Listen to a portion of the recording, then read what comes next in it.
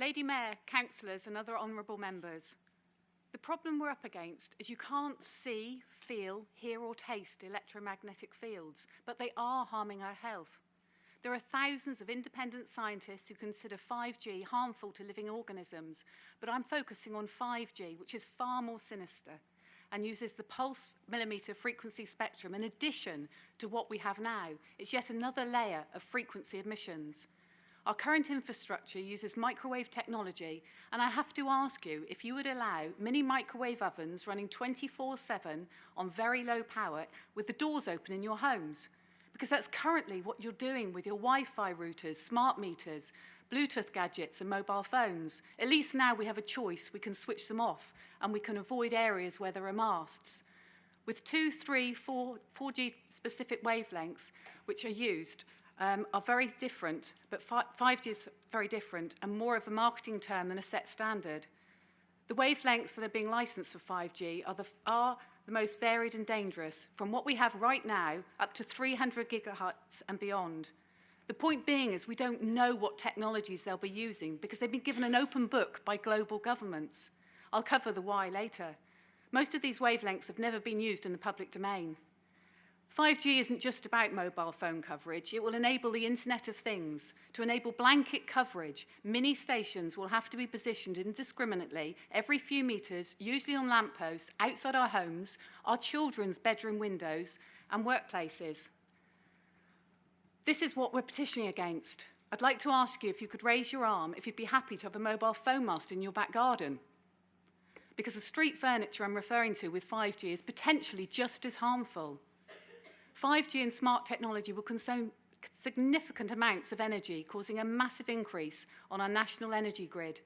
Indeed, this tsunami of data will consume 1/5 of the global electricity by 2025. The street furniture which is needed for the Internet of Things is where the council can make a real difference by not allowing it to happen until all research is done. If you don't appreciate the health concerns, there is the environmental impact, unprecedented levels of video and audio surveillance, including inside our homes, and the threat to our businesses and jobs to consider as well.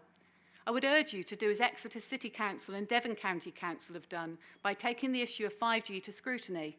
Devon County Council, in their reply to a question, have acknowledged that 5G has the potential to produce detrimental effects on wildlife. So what about babies, children, and expectant mothers, one has to ask? There are always two sides to every story, but with 5G it's becoming clearer that there is the scientific view and the commercial view.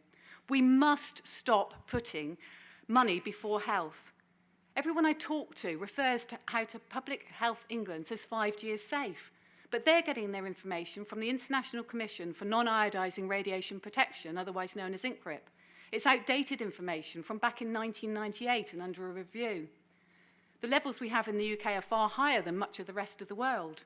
Why? Does our government not care as much as others? And INCRIP have never said that EMFs do not cause harm to health. You have to follow the money. Nobody knows exactly how INCRIP is funded. That in itself should ring alarm bells.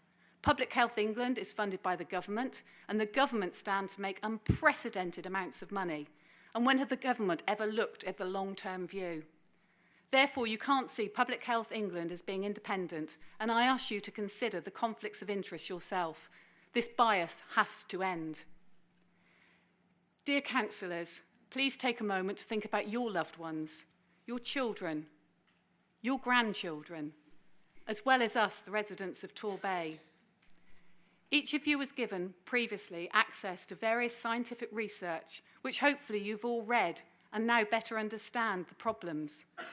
This will affect us all unless you press the pause button. Thank you.